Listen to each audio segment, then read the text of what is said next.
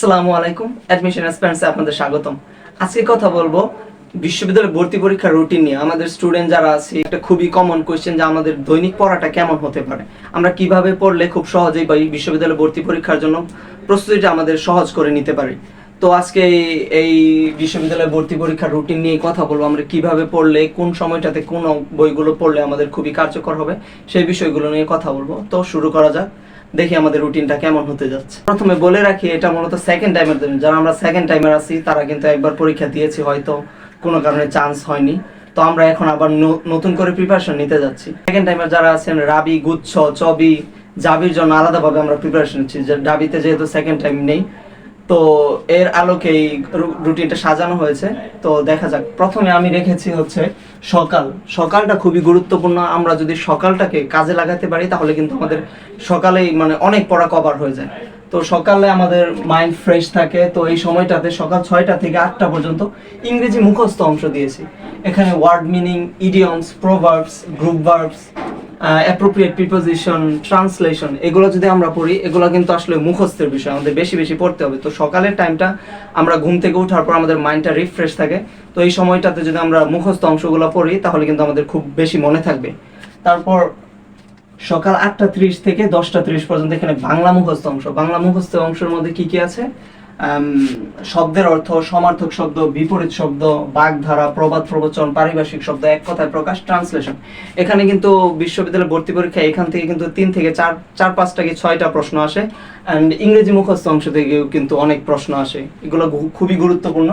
And তারপর আছে সকাল 11টা থেকে 12টা 30 পর্যন্ত। এই সময়টাতে আমরা সাধারণ জ্ঞান পড়তে পারি। তো সাধারণ জ্ঞানের এখানে প্রতিদিন আমরা চেষ্টা করব 30 পৃষ্ঠা পড়ার জন্য, এবং বাংলাদেশ আন্তর্জাতিক বিষয়গুলি দুইটা কম্বাইন করে একসাথে পড়বো। যেহেতু প্রথম দিকে আমাদের পড়তে কষ্ট হবে, 30 পৃষ্ঠা আসলে 1.5 ঘন্টায় পড়া যাবে না, তারপর আমরা চেষ্টা করব 30 পৃষ্ঠা করে পড়ার।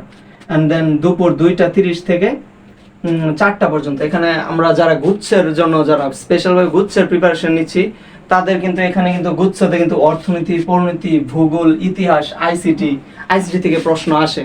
তো সাধারণ জ্ঞানের পাশাপাশি এই বইগুলো থেকে কিন্তু ইন্টারের যে মেইন বইগুলো আছে এখান থেকেও প্রশ্ন আসে। তো এগুলো আমাদের পড়তে হবে।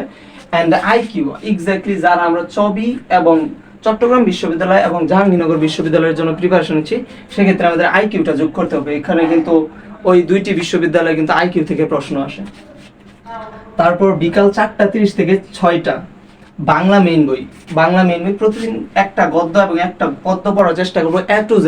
লেখক পরিচিতি, পাঠ পরিচিতি এবং শব্দের অর্থ, একদম খুঁটিনাটি যত কিছু আছে সবকিছু আমরা পড়ার চেষ্টা করবো, প্রতিদিন একটা গদ্য এবং একটা পদ্যের। তারপর আছে হচ্ছে সন্ধ্যা 7টা থেকে 8টা 30 পর্যন্ত এখানে ইংরেজি গ্রামার। এখানে আমরা গ্রামার টপিকটা পড়বো। এখানে প্রতিদিন একটা টপিক সিলেক্ট করব। একটা টপিক সিলেক্ট করে এখান থেকে A to Z যত কিছু আছে সবকিছু পড়বো। বিগত বছরে যে প্রশ্নগুলো আসছে ওইগুলো সলভ করার চেষ্টা করব, তাহলে আমাদের আর কি কন্টিনিউ চলতে থাকবে। অ্যান্ড দেন 9টা থেকে 10টা 30 রাত 9টা থেকে 10টা 30 বাংলা ব্যাকরণ।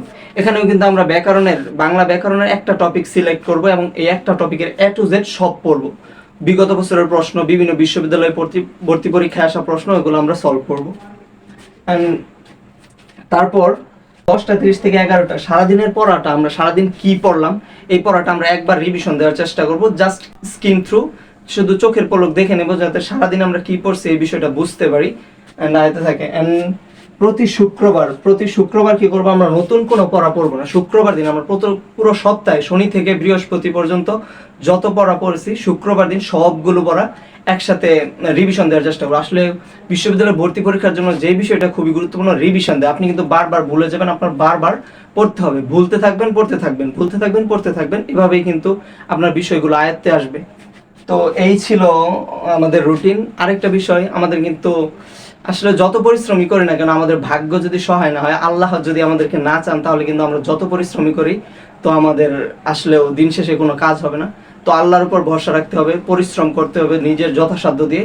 তো আমরা আমাদের সর্বোচ্চটা দিয়ে চেষ্টা করব, এবং যদি আমাদের তাকদিরে থাকে অবশ্যই আমরা পাবলিক বিশ্ববিদ্যালয়ে একটি সিট অর্জন করতে পারবো। তো ভালো থাকবেন, আল্লাহ হাফেজ।